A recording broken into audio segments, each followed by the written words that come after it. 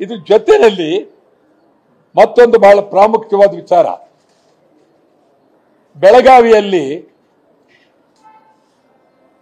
ಭಾರಿ ಗಂಭೀರವಾದ ಪರಿಸ್ಥಿತಿ ನಿರ್ಮಾಣ ಆಗಿದೆ. ಕನ್ನಡಿಗರ ಮೇಲೆ ಹಲ್ಲೆ,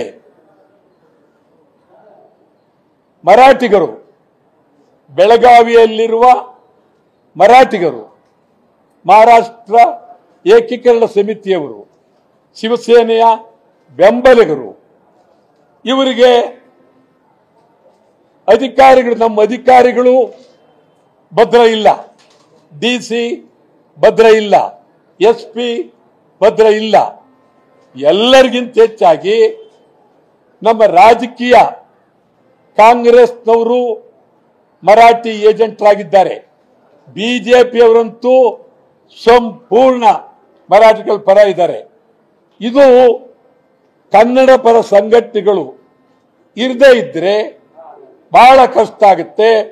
ನಾನು ಹೇಳ್ತೇನೆ, ಗಂಭೀರವಾಗಿ ಬೆಳಗಾವಿ ಕನ್ನಡದ ಗಂಟು ಮೆಟ್ಟಿದ ನೆಲ. ಕರ್ನಾಟಕ ಸರ್ಕಾರ ಮರಾಠಿಯಲ್ಲೂ ಉತ್ತರ ಕೊಡ್ತೀವಿ ಅಂತ ಹೇಳಿದ್ದೀರಿ. ಯಾವ ಕಾರಣಕ್ಕೆ ಕೊಡಕ್ ಕೂಡದು, ಕನ್ನಡದಲ್ಲೇ ಉತ್ತರ ಕೊಡಬೇಕು.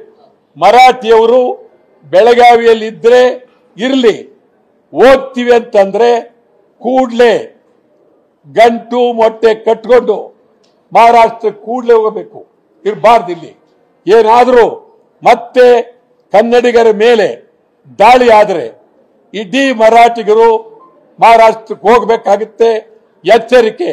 ಮಹಾರಾಷ್ಟ್ರದಲ್ಲಿ ಉದ್ಧವ್ ಠಾಕ್ರೆ ಹಿಂದೆ ಬಿದ್ದಿದ್ದಾರೆ, ಶಿಂದೆ ಒಂದ್ ಕಡೆ ಇದ್ದಾರೆ. ಇವರು ರಾಜಕೀಯಕ್ಕಾಗಿ ಮೊದಲಿಂದಲೂ ಬೆಳಗಾವಿಯನ್ನ ರಾಜಕೀಯಕ್ಕಾಗಿ ಉಪಯೋಗಿಸ್ಕೊಳ್ತಾ ಇದ್ದಾರೆ.